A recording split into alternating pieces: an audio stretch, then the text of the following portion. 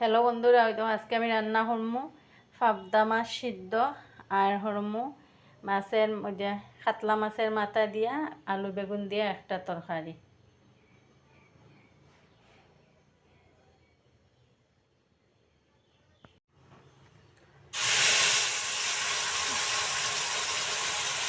আমি শস্য দিলাইছি, ওই যে শস্য দিয়া শস্যটার মধ্যে বাটা আছে শস্য, পেঁয়াজ, আদা বাটা।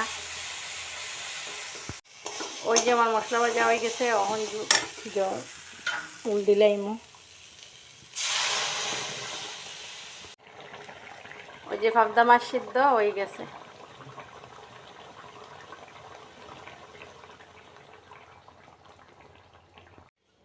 আমার রান্না শেষ। ওই যে পাবদা মাছ সিদ্ধ